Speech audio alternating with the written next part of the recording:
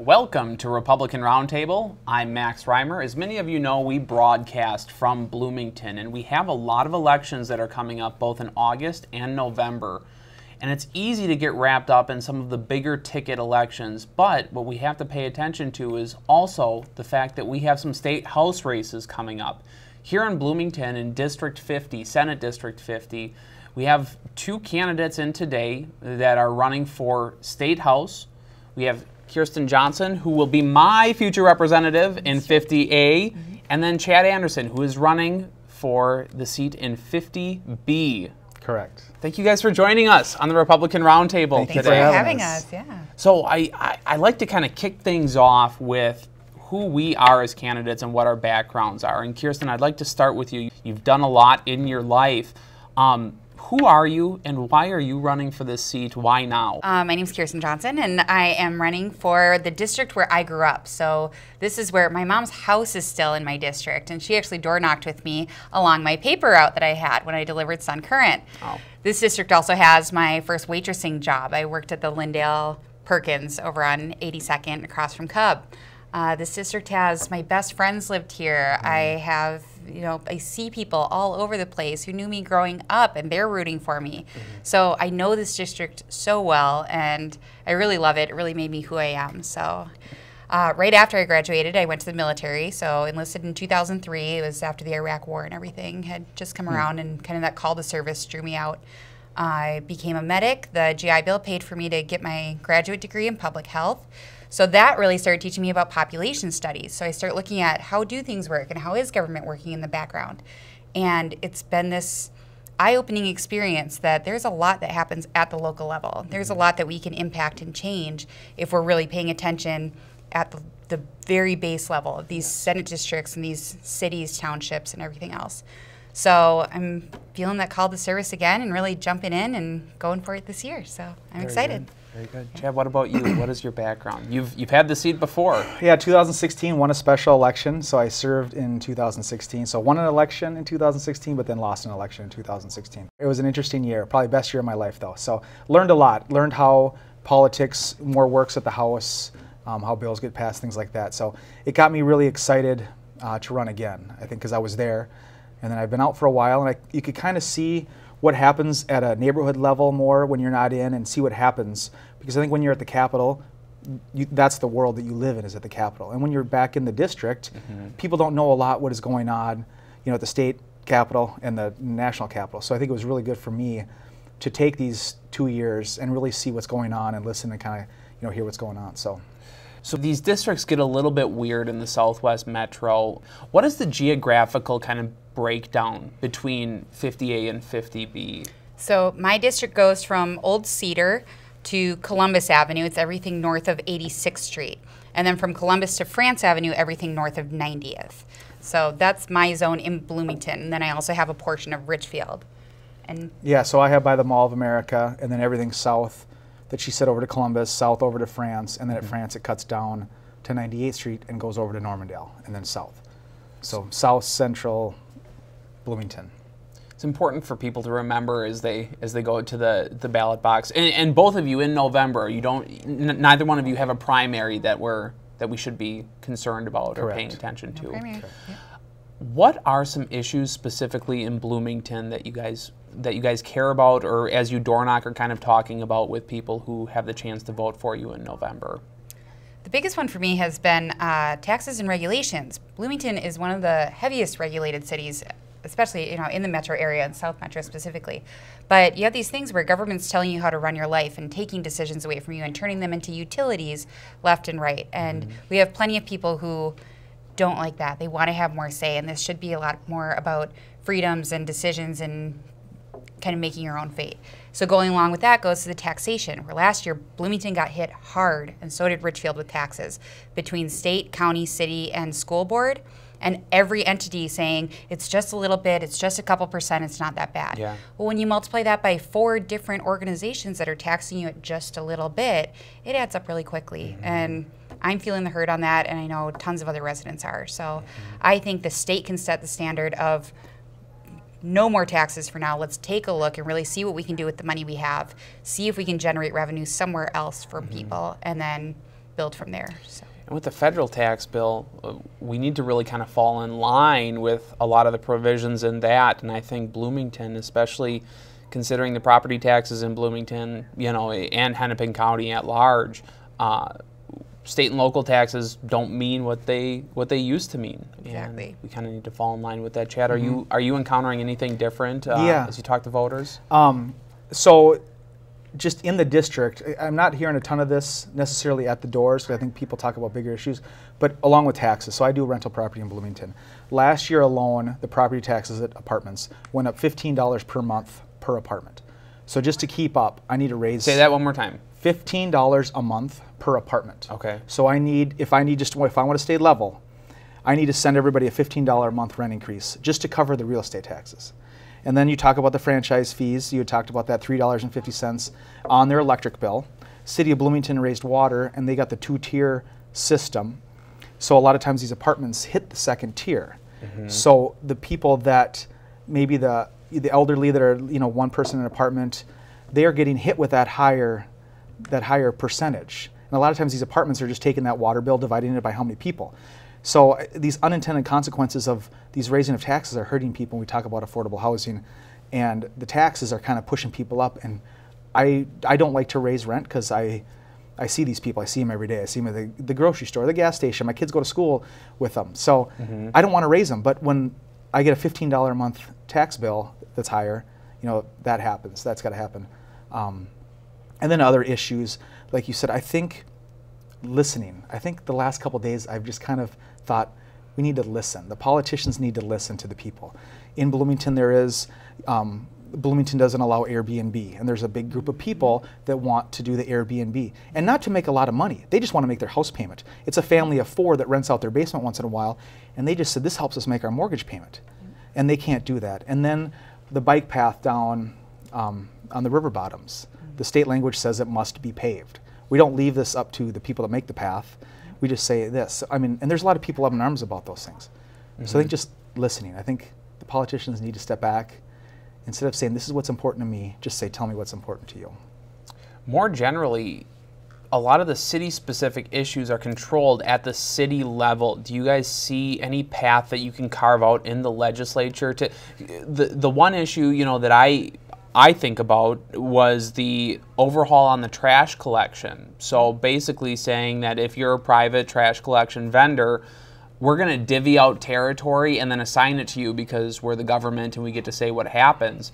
That was rammed through in so many different senses of that phrase, rammed through. You know, running for a state legislature, I'm interested what the solution might be, because both of you are running for state house. You're not running for city council. You're not running for, you know, city planner, anything like that.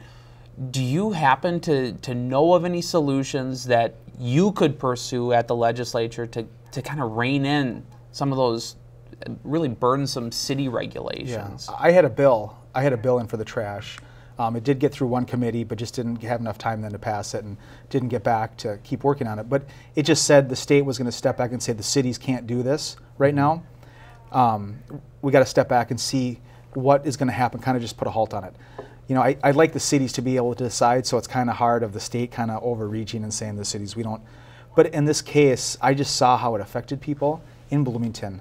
And that's in committees, that's what I got. I mean, people would say, other representatives on both sides of the aisle, like, I get it. Because I had people that came and testified and said, we understand this is a huge deal in Bloomington. And they said, like, if we can get it just in Bloomington, we might think about it. But, you know, there's a lot of cities that we don't want to say that to. So it is hard at the state level. They understood what we were talking about, but didn't want to go statewide. Some of them didn't want to go statewide with it. Okay. And I think it's not even about banning it necessarily, but just having a vote and that feeling listened to again, where a lot of residents are like, have it or don't, but at least let us have a say in it, versus the rammed through. So it's the fact that there wasn't a vote. So if I were to, you know, kind of set any precedent for cities, it would be have a vote on these things that do affect everybody. And when the people are demanding this, and when it's not something that's unanimous, put things to a vote and give people a say and feel listened to again. So I think that's a big part of it. Another part is just being the example. I mean, part of why I'm running for state rather than city is so that these kind of regulations don't go statewide. Because again, even just, Bloomington, Richfield, they're very small grid towns where they can ram these things through, they can make them happen. But then you're talking about at the state level where the Metro's notorious for thinking that they know what's best for everybody else. Right. So to try to put a stop to that and be the voice of reason and say, hey, actually, this would be really difficult to enforce when you get 4 hours north of here or when you do anything else. So I think part of it's being an example and talking about transparency and really educating people on who makes these decisions. There are still people who aren't sure who really pushed this through. It was at the city level, but they can blame the state, they can blame county, they're not sure who to talk to. So I think just educating people and being more forward and open about that too. No. You both are endorsed Republican candidates for your respective seats. Why are you a Republican? What is that? Because in many ways, people are losing what that word might mean or have a different perception of why what that word means. I'm just interested to know philosophically what has led you to a place where you buy into more of a conservative philosophy. I think my journey through Republicanism has been kind of interesting. I was a Rush baby Republican, where my earliest memories are in the backyard, both my parents listening to Rush Limbaugh on a summer day, and his intro music still kind of brings me back to that, and I enjoy it. I was very Republican, very conservative through high school and college, which is not always easy at those ages. And I kind of, I struggled as the Republican Party started, doing their overreach and doing higher spending, doing all the things that I felt like conservatives are against. I fell apart for a while where I went to the libertarian movement, and that gave me a lot of new perspectives of like, what does it mean to be conservative and to be truly low government, low taxes, low cost. I took that because the Libertarian Party, as nice as they were and as wonderful the people I met, the organization wasn't quite there. So I took those ideas and I'm bringing them back to the Republican Party. And I think that's a big part of why I'm running is I have a lot of people who say, oh, that sounds like a Democrat idea, where it's about leaving people alone or it's about getting out of people's lives. I'm much more conservative than I am Republican, but I do think that the Republican Party still identifies the most with these issues and with conservatism and the things that matter in government of just taxes and regulations. So that's where I've landed today. Yeah. Chad, what about you? You and I have had a couple of conversations off air about your time at the legislature and how hard it can be to work within a caucus system. And that sometimes you felt like the odd man out in some cases. Why are you running as a Republican, or why do you identify that way? I think the biggest thing is pro-business, keep spending down, and I think spending it wisely. I mean, have a effective government, not just a big government. So we need to spend money where we need to spend money. We need to tax. We need to have taxes. We need to have things come in to support the programs. But spending it wisely is the biggest thing for me. And I think that's a big thing. That's a big thing for me. Did you always identify as you ran as a Republican in the special election that you had? Did you always identify that way, or what led you to a path of being pro-business or a little bit more fiscally conservative? I think growing up too, just having kind of a business background. I bought a rental property when I was 16 and saw the finances and saw if I could switch my garbage hauler and save $10, it was $10. And if I could cut something and save $1, it was $1, and I could keep the rent lower for other people. So I think kind of growing up that way. I'm interested for you both. It seems to me in 2016, basically this Donald Trump bomb just hit the country and flipped everything on its head and changed the way that we interact and have civil discourse and campaign, because a lot of what he did and almost winning the state of Minnesota paved the way for, I think, the philosophy of a lot of candidates who are running either statewide or for their House districts. What, if anything, as you guys campaign and as you door knock and as you do different marketing efforts, did 2016 influence you at all for what you're doing right now in 2018 as a candidate that may have been different prior to 2016? For me, absolutely. A lot of people know that this is the election where a lot of women are stepping forward. So that there's all these news articles coming out and these big features about the Democrat women who are running. And there's not a lot about Republican women, but we're running for the same reasons of just, it's that having a big voice, and it's the standing up for yourself and stop being a pawn. Part of what Donald Trump did was that he brought real people up rather than pointing to them and doing the typical politician line of, oh, this single mother in Richfield, Minnesota. No, I'm the single mother in Richfield, Minnesota. I want to have my own voice, and I want to be in those legislative meetings behind closed doors. I don't want to be just on the podium or just pointed to in a crowd. Right. So I think that by him really, giving people a voice and letting people stand up has influenced me to say, oh, I could stand up too. I could have a voice, and I don't have to go through the whole process of do your time and earn your way, make your friends, have the big political connections. Yes. You can jump in and you can do it, and you can do it effectively and smartly. So, and that is a fascinating point that you bring up, because beyond just the straw man of single mom struggling, et cetera, you are those things, Kirsten, but you don't fit that caricature of what they perceive your political, what you should care about politically. I'm always fascinated when the left and when Democrats kind of prop this thing up about women's issues. Well, if we're not viewing this myopically, what is a woman's issue? Because you're talking to me, the first two things you said were taxes and regulations.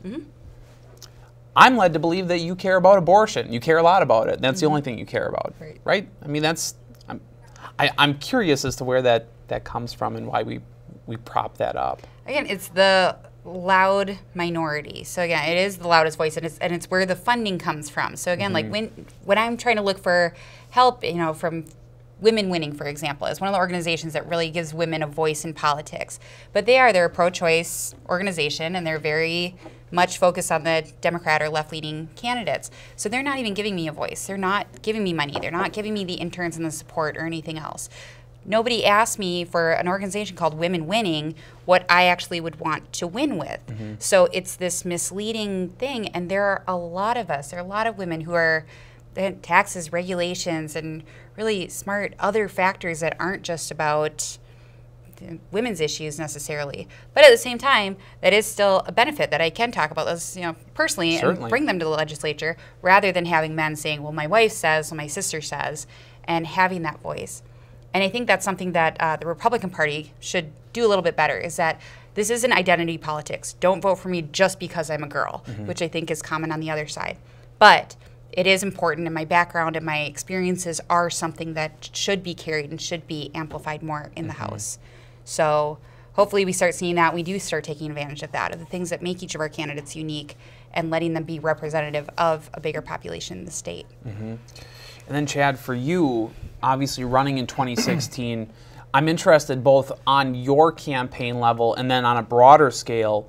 What did you learn from that campaign? Understanding that you won a special election, then you lost in the general election that everybody was being voted in on. What do you take from that 2016 experience into 2018? Yeah, I go back to listening again.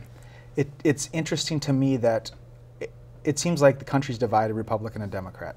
And because you're a Republican, you think one way, and because you're a Democrat, you think the other way. And when you say affordable health care, if you're a Democrat, you mean one thing. And if you say, well, I want affordable health care as a Republican, I mean one thing. So I think coming together and knowing that the term means something, maybe of the way that we get there, but just saying, yes, we do need affordable health care. You are right. Let's sit down and let's figure out how to do it. Because we all should agree that we need better schools. We all should agree that we need affordable housing. We all agree that we need affordable health care. But sometimes those terms, I think, are so, you think of something, and if you're on one side, you think this is the answer, and the other, and it just kind of goes both ways. So I think just having those conversations of if they're a Democrat and say we need affordable health care, then saying, yeah, you're right, we do. Instead of saying, no, because I think they're going to say we want universal health care. No, let's talk about affordable health care. Those are the terms you're using. Let's talk about it. Right. And having those conversations, because I go, and I'm sure it happens for both sides. I'm sure if a Democrat goes to a Republican's door and they say, what are you? And they say Democrat, I'm sure the Republican says, get away. But I get that a lot as a Republican to a Democrat, to the point of people put their hands back, literally, and say, I don't want any of your literature. I don't really want to talk right now. And it's like, we talk about a country as compromising, coming together, compromise, listening. But yet when you have the voters that are saying, oh, you're a Republican, please stay away, you can't even start that dialogue. So I think going into it, knowing that people are putting their hands up and saying, look, what's important to you? I don't want to tell you what's important to me. What's important to you, and kind of working from there. So I think it has softened my of non-confrontational and more like, hey, I'm here to represent people, have my door open. What's important? And let's discuss it. I'm interested because that is a good point. There's always this balance, this ebb and flow of, like you say, kind of building bridges and then also advancing an agenda that you believe in. It's why we try to win elections. It's why we try to advance causes that we care about. What is that balance? How much are you a bridge builder versus how much are you interested in just electorally crushing your opponents? Yeah, I mean, we had talked about, I've been in Bloomington most of my life. I went to Betty's Nursery School over by Kelly Park that used to be my elementary school, which was Riverside at the time. So I see everybody, I see people, I see, you know, I knock on doors and I played hockey with their kid. So I'm not here to make people mad. I'm here to say we both agree that this needs to happen, and let me tell you my way. Let's say your way, because someone might. I mean, there's a quick way. You know, my hand hurts, I'm bleeding. Okay, let's just cut it off and then it won't hurt anymore. That's a way to take care of it. Or you can say, let's put a Band-Aid on it. So I think sometimes just very calmly sitting down and saying, this is what I think. Because I had that at the house. I mean, I had a lot of good conversations with Democrats. I played in a hockey league Sunday nights, and we were hockey players. We weren't politicians. We weren't Republican. We weren't Democrat. I was playing hockey with Phyllis Kahn.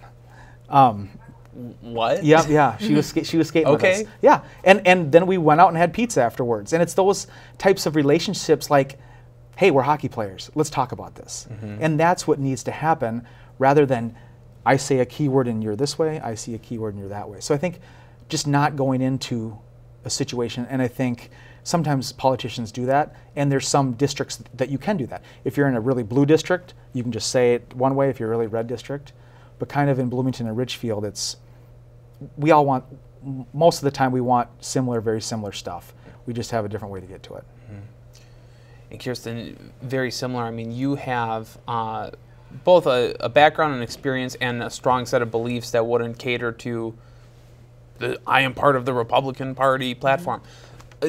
How much do you see your role in this campaign, and as you're going door to door and that kind of thing, as someone who's building bridges versus somebody who's holding to a very strong set of beliefs? Are you usually looking to engage with the person and throw out your agenda, or what is the balance that you kind of find in a city like Bloomington, where it's, I mean, we're at least a light blue city? I think it's just about, my motto in this election has been conservatism through kindness. So I'm always saying it with a smile, and I'm always explaining things in a good way. I would say I'm a bridge builder because I'm showing up at meetings where people don't expect me to show up. So like in Richfield, I've joined the social justice movement. So I'm learning a ton about the issues that matter a lot to generally very far left voters. But then the ability, or the opportunity for me to explain, I agree and I want the same thing. Like for example, immigration, of splitting babies at the border is sad and devastating, and these pictures are horrible to watch. And then to be the Republican voice that says, I agree, and I think that we need to end it. I think there's another way to do that, though. So not just the, immediately let everyone go, let's scream at Trump, let's, solve it that way.